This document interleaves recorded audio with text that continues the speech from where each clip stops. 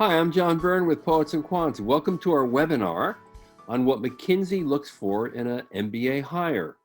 So this is a prelude to our 5th annual pre-MBA networking festival in New York City. That will occur on May 7th and 8th. McKinsey from the very start has been our major sponsor. Thank you very much. And today we have two McKinseyites on. And we're going to talk a little bit about what it's like to work there, what it's like to get a job there, what kind of qualities they're looking for in an ideal candidate. And to have that conversation, we have two folks in Boston, Kristin Altenburg, who is the manager of US MBA Recruiting. Welcome. And we have a Darden MBA grad who went to McKinsey right out of Darden. He's an engagement manager at McKinsey, Colin Fogarty. Welcome. Thank you. Thank you. Thanks for having us. So what are you really looking for in an MBA intern? Because that's about to come up, the whole internship thing. I'm sure all the interns have already been chosen, but what are the kinds of things you look for? Sure. So I think the MBA program really sets you up for success because really we're looking for folks with the problem-solving capabilities. So things like being able to develop hypotheses, collect and analyze data, draw conclusions, make those recommendations. On top of that, people who are just intellectually curious, really asking those, specific questions. And I think also equally important are those soft skills. So things like leadership, collaboration, communication, humility, effective influencing, of course, are equally as important. And then more and more increasingly important are the technical and analytical skills that we're looking for in our hires. So things to be able to source and analyze data, applying statistics, using those types of tools. So I think that's becoming increasingly important. And I would say check out our website because all of this information is on there. And so that's a great resource for all of you. And I will second that. I probably talk, who knows how many first-year MBA students I talk to every year. But one of the things I say over and over again is, Google McKinsey, what we look for in candidates. It is on the website, and that is 100% what we're looking for. So that's my plug there. Of course, how you assess those qualities is a whole other issue, right? And one of the core ways to actually take a look at a candidate is through a case interview. Now, what is a case interview for people who don't know, and what should one expect? It sounds incredibly daunting. I'm sure that if I had to do a case interview, I would totally freak out. Yeah, I think I'll take that one. I can remember years ago, before even getting to Darden, trying to do my first case interview, and it was daunting. I think it's fair to say. But look, the way I think about a case interview is it is a mini simulation of the type of challenge that we might be engaged to support a client on. So, oftentimes it starts out with a prompt, company XYZ is experiencing, profit has declined over 5 years, and they're looking for our help on how to solve it.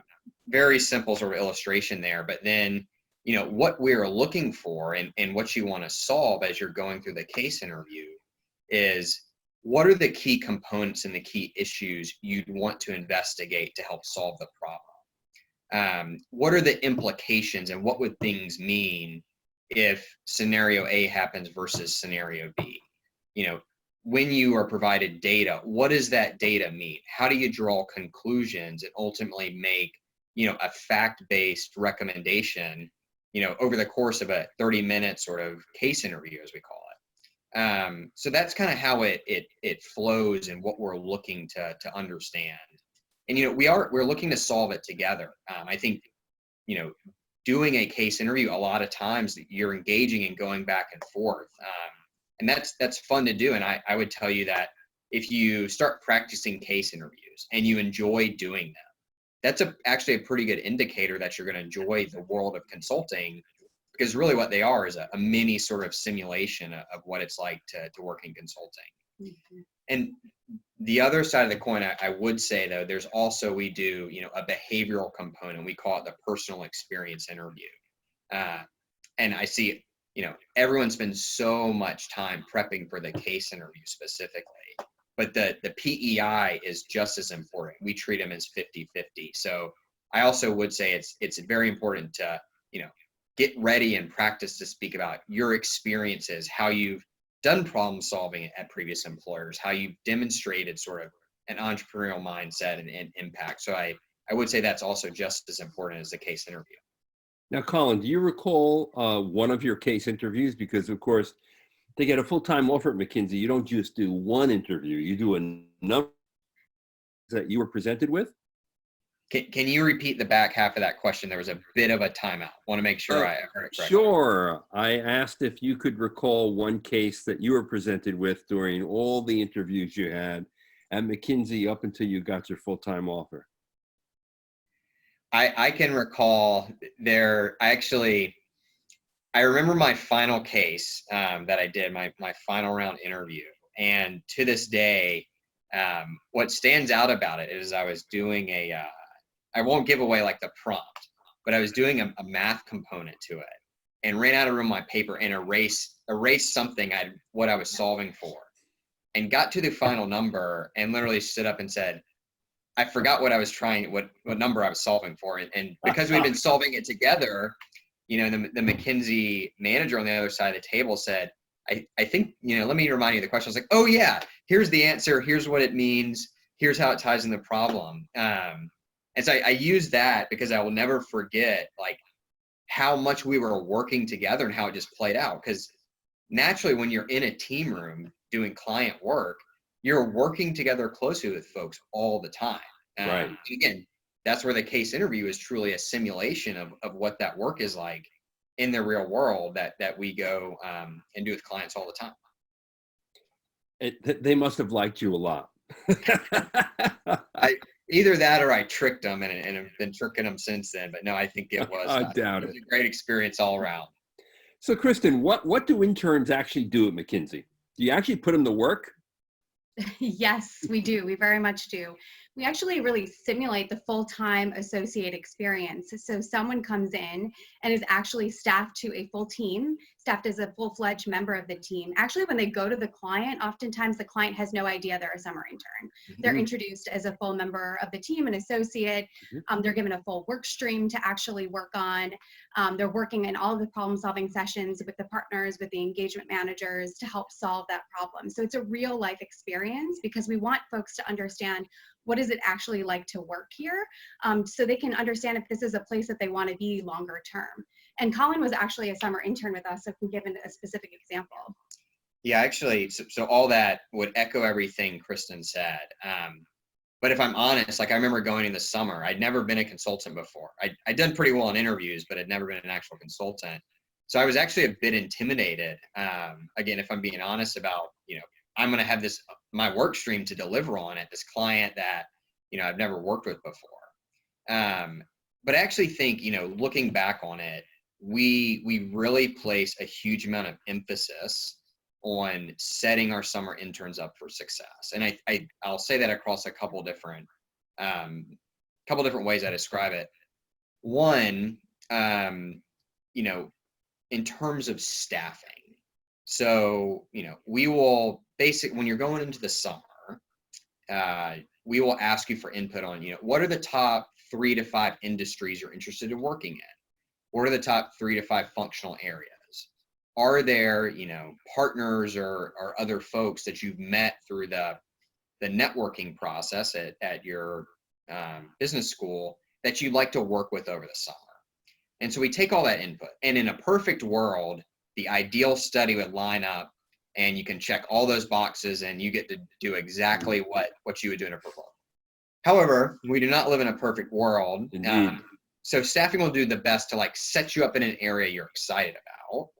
But then I would also say, and this is more importantly to me, they are very focused on setting summer interns up on teams and with partners and with managers that are known for being great coaches, really involved in mentorship, folks that really care about people development. That's so I think that focus helps set you up for success. And we'll also try to set you up, with an engagement on a work stream where you can leverage some of the skills you may have used before. So I did marketing and sales before business school for a CPG company. My summer internship, I wasn't doing marketing and sales work, but it was for a CPG company. So I had a bit of that experience, which I was able to leverage, which is definitely helpful going in.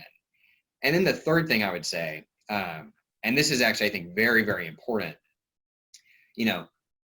what do you want to get out of your summer internship experience? What skills are you hoping to build? What, experiences, expertise do you want to focus on? And we oftentimes, when we kick off an engagement, we do something called a team learning, where everyone kind of sits down and the manager will basically, go through a discussion on what are your goals, what's important to you, a number of questions like that. And I think that's a true opportunity to say, this is really what I'm getting out. And when you're honest about what your goals are, the partners, the managers, your other associates on the team will all work with you to help you achieve those. And it's expected you'll work with them to help, whatever they're working on. And so I think that's something that I learned firsthand as an intern, and I've just seen it play out over and over. And I think that's a really big thing for me about what makes each engagement, successful personally. Right. I know diversity and inclusion is important at McKinsey. And I know that there's a lot of women in leadership support positions. What about LGBTQ, and what about minorities, military, the whole gamut of what we consider to be a diverse workforce? Sure. It's all incredibly important. And I think this, it's incredibly important to McKinsey, not only because I think this is a moral obligation, quite honestly, for any organization, but also because we've done a lot of research and found that teams that are more diverse actually outperform homogenous teams. And I think diversity comes in so many different formats. But to ensure we really bring in, the best diversity and, create this inclusive environment, we've partnered with a number of external organizations. Like I said, on research, we've, worked with Lean In on our Women in the Workplace research, our Diversity Matters research, which is really exciting.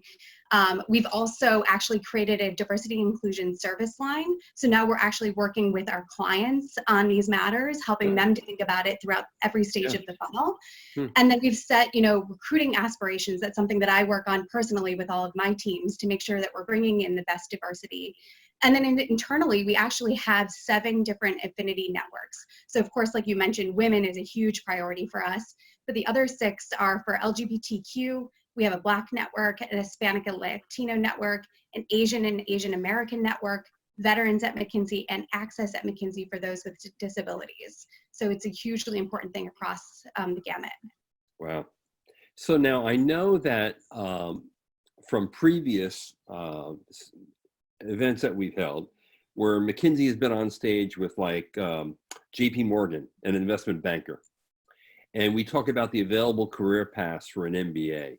It seems to me, based on the discussions that I've heard in the past, that at McKinsey, there are multiple career paths. It's not one narrow staircase that you climb. Let's talk a little bit about the available career paths that McKinsey provides MBA recruits. Absolutely. So I think the main career paths, I put them into 3 different buckets. We love our 3 buckets over here at McKinsey. So kind of the first bucket, which I think everyone knows quite intimately, is just the generalist associate. So you're coming in, you're working with clients across a wide range of industries and functions. You can come into any of our locations globally. In fact, a lot of our international offices are looking for, US-based talent. So that's quite open as an option for folks. I think the second bucket here is the functional practice associate. So there's 5 different functional practices that are, directly hiring in, and those are digital, operations, marketing and sales, corporate finance, and risk. So if you have experience there or a passion in those areas, you could say, hey, I actually want to come in as an associate and work primarily on those types of projects. You're working across industries still, but you're focusing in that specific functional practice. And then, more and more, we're actually looking for technical and analytical roles too, specifically, because obviously we're still very much a strategy consulting firm, but now we're helping our clients to actually implement those strategies through technology. And so we're looking for roles like data scientist, software engineers, experienced designers, data engineers, and agile coaches. So if you guys have the background there or the education there, I think that's another great opportunity to consider. Great. And people are sending in questions, and I just want them to know that we're going to get to them shortly. But now that we're talking about these different career paths, one thing that I'm thinking about is, okay, let's say I already have been in healthcare, and now I've got my MBA, and I want to work for McKinsey.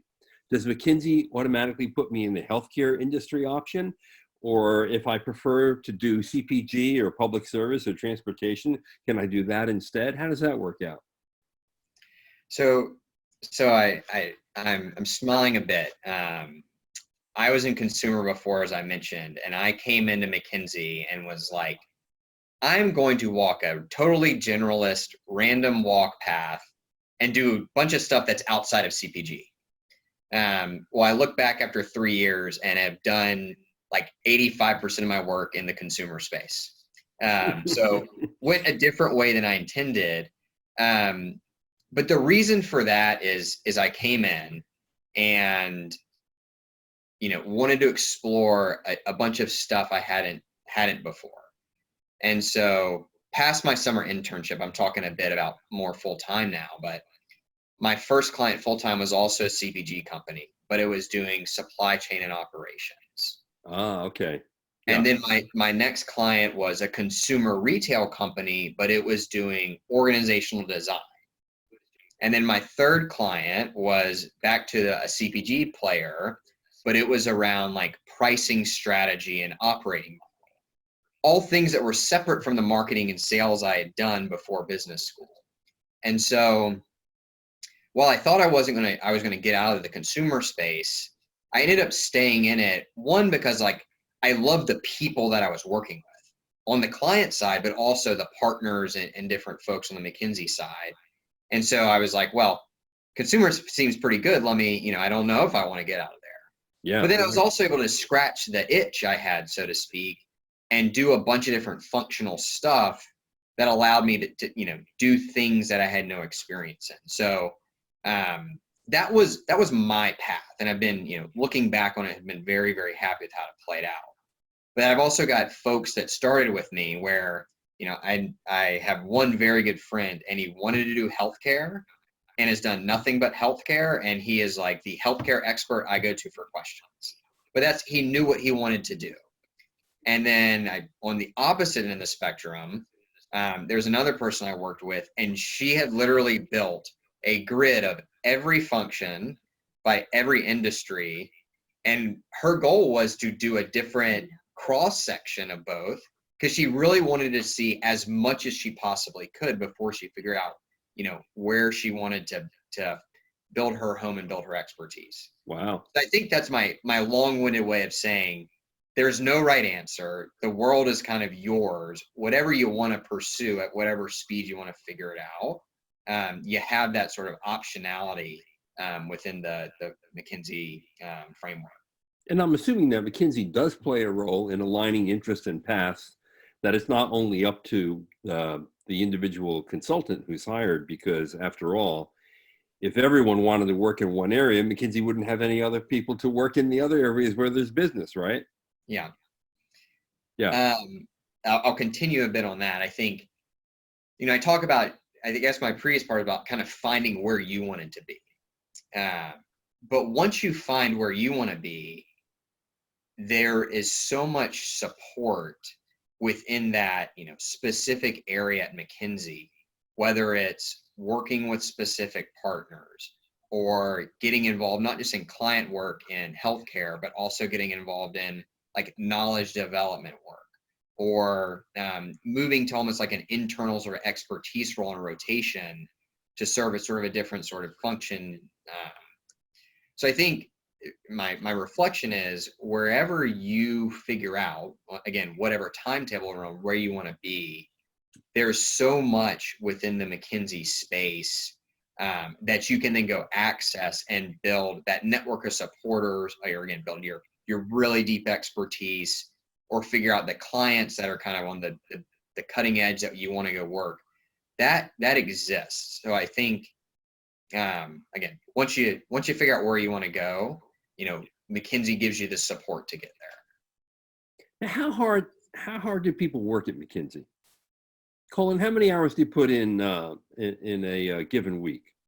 Yeah, so I'll use a typical consultant answer here. It depends, but it can be highly varied. It depends on the client. It depends on deadlines, the scope of the work, the team setup. There's a lot of variables that go in. I will say it is not a 9-to-5 job by any means. I think if that is your expectation, you will be sorely disappointed. And don't even go for an MBA if that's your expectation.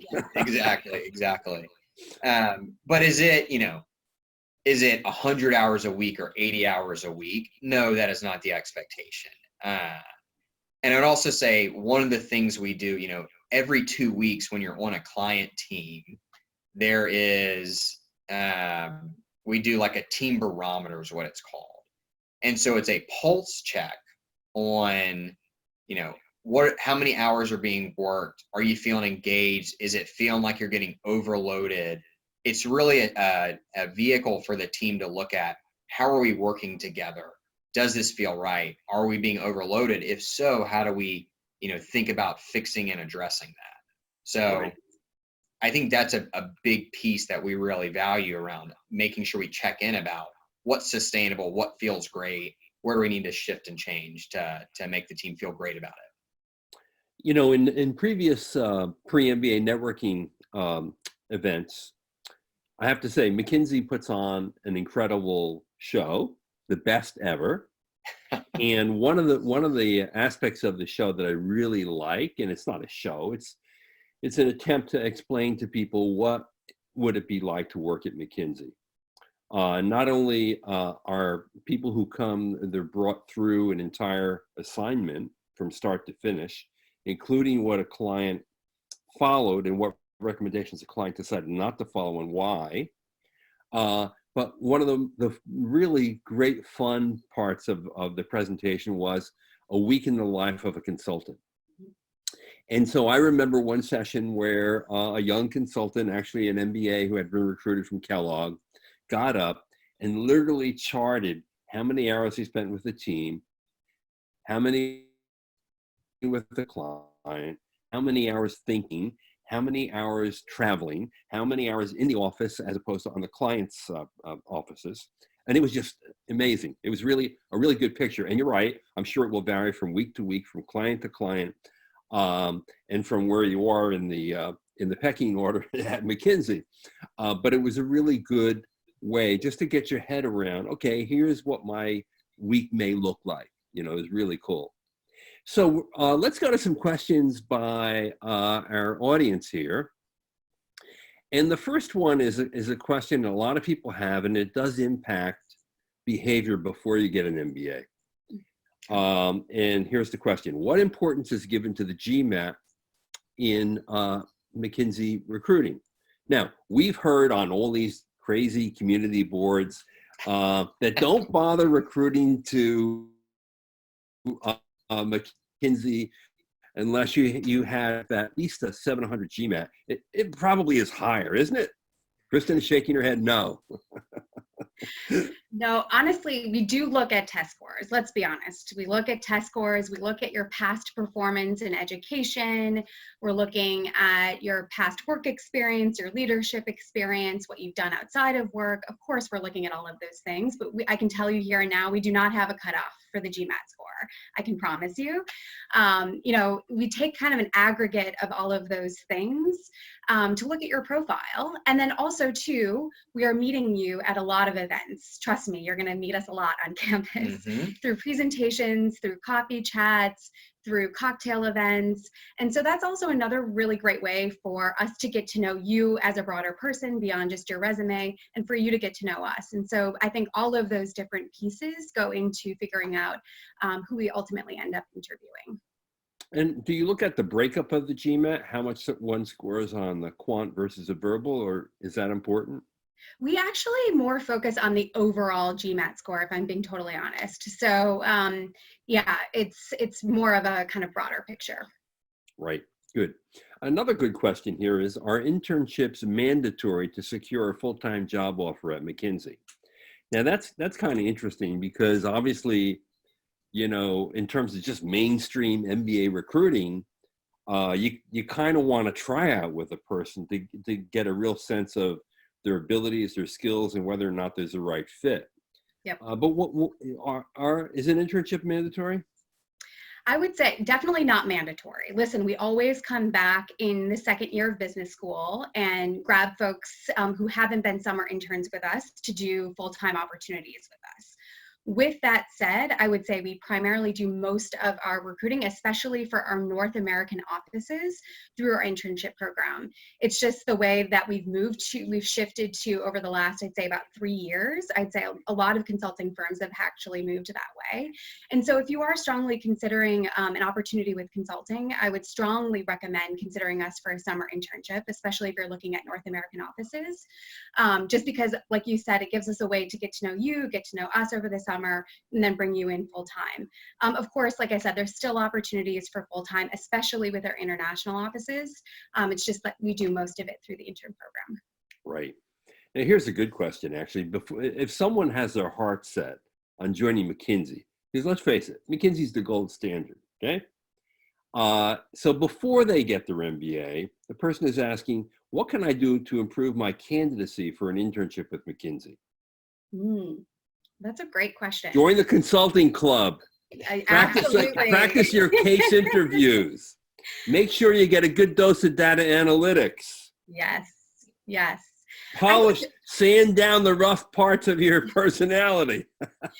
I think if folks are on this webinar right now, that's a really good first step. Start to get information, start to get to know people, because this is a two-way street. Obviously, we want to get to know you guys, but you should get to know us as well as other firms, other industries, to really understand what you're excited about. I think most people go to get their MBA to think about pivoting in their careers, and there's probably still some questions in your mind on what you want to do. And so spend this time exploring and getting to know us, other firms.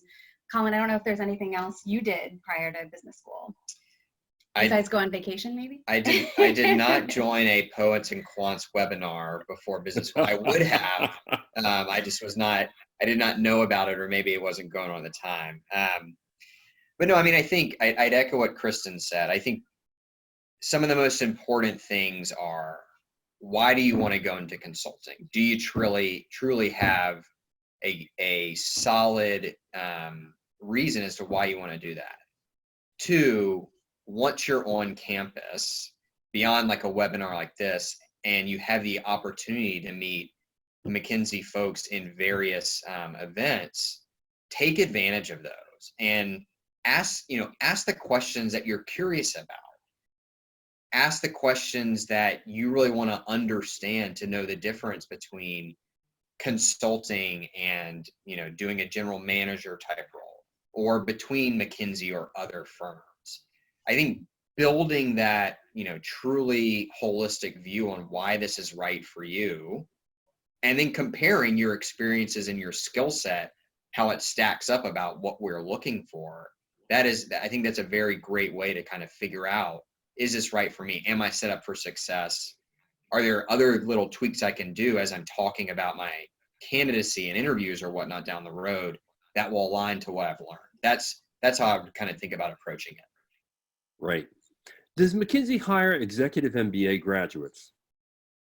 Yes, absolutely. So you can obviously, most people in the executive program, I would say, probably aren't looking at the associate role, which is what we come to the MBA programs looking for. Of course, if that's something that you're interested in, we can talk about that and think about pivoting there. But we're also increasingly looking for expert talent. So people who have an expertise in a specific industry or function. While our campus recruiters aren't the ones actually looking for that talent, what you can do is talk to your specific campus recruiter about your background, the type of role you're looking for, and then we can put you in touch with that specific expert recruiter, which are typically looking for experienced hire profiles, but we very much open that up to executive program MBAs as well. And how important is work experience when it comes to recruiting for internships at McKinsey? That's another question here. Sure.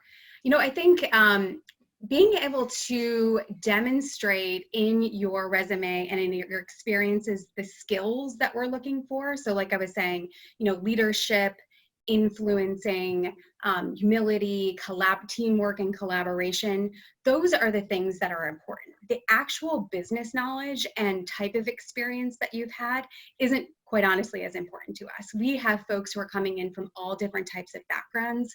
We have, teachers, healthcare workers, veterans, of course, people who have done business previously, but all of those people can come in and truly be successful at McKinsey if they can show and demonstrate those skills that we're looking for, because we can build up your business knowledge and capability. Because oftentimes a lot of people go in and work on clients, as Colin was saying, where they didn't have a knowledge in the industry or function, and we can build that up, and we have that expertise. But I think all of those other skills you can gather from a lot of different experiences. Right. Yeah, and I would add on, one of our sort of our big things is we have an apprenticeship-based learning model. So the expectation is not day one of your summer internship, you roll in the client and you're a PowerPoint expert, you can run a deep analysis in Excel, you can go build a workshop, template, interviews, all of this sort of stuff you could do. The expectation is not you're an expert on that. The expectation is that you're really, we look for super talented people, intellectually, interpersonally, all those things we've talked about. And if you demonstrate you have those innate skills, then you can learn the specifics on the job. So that's another way I would think about that. So Colin, you mean on my internship, I'm not going to advise Jamie Dimon?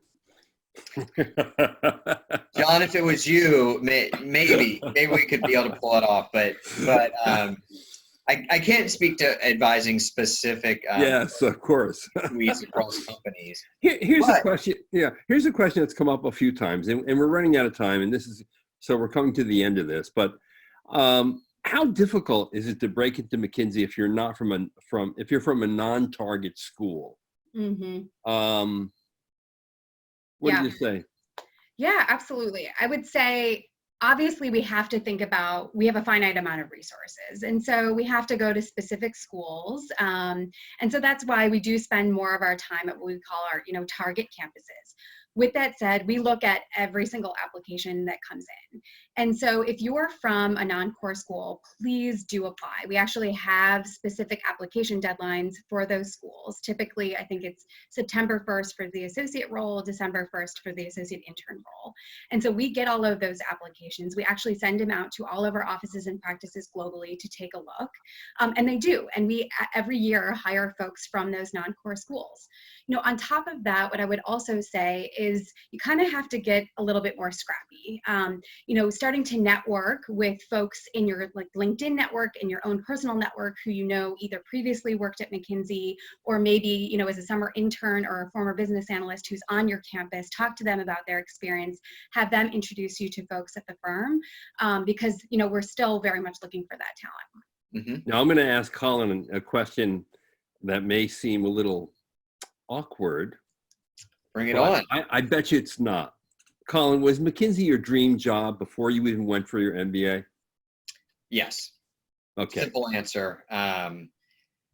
Through the power of Google, when I figured out what consulting was, because I had no idea coming out of undergrad, but when I started looking into management consulting, McKinsey obviously came up, and I would be a liar if I said anything other than I came to Darden and I wanted to go to McKinsey. Yeah, that's great. Full confession. So you're following your dream. It's great. It has been an awesome trip so far. I actually think that a stint at McKinsey after graduating with your MBA is like having another whole graduate degree on your resume. The real value of it is obvious. You get to see real cases, work on them in different industries and different functions and disciplines with incredibly bright people, man for man, woman for women. You'll be working with some of the best people in the world. And they're not only smart, despite what some people out there who are, anti-capitalists who think business is bad, let me tell you, you're going to be working with some of the best people you'll ever meet in your life, people you want around your dinner table. That's really true. Yes.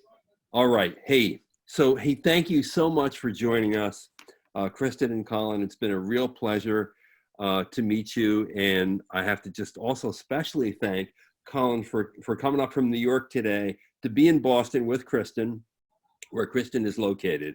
Very much appreciated. Thank you this for was having awesome. us. Yeah. And I want to remind everyone of our pre-MBA networking festival, May 7th and 8th in New York City. McKinsey, from the very start 5 years ago, has been our primary sponsor.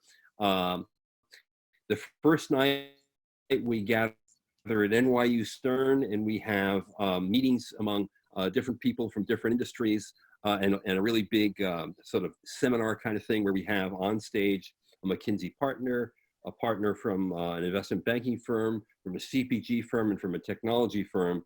So you can see what it's like to work in 4 core industries that MBAs tend to be attracted to, what the differences are, what they're looking for, what those early jobs look like, and what it takes to get them. And then the following day is the really cool thing, and it's like a treasure hunt in New York, where we have a whole bunch of companies that recruit MBAs, and you get to choose 5 of them to actually go and visit.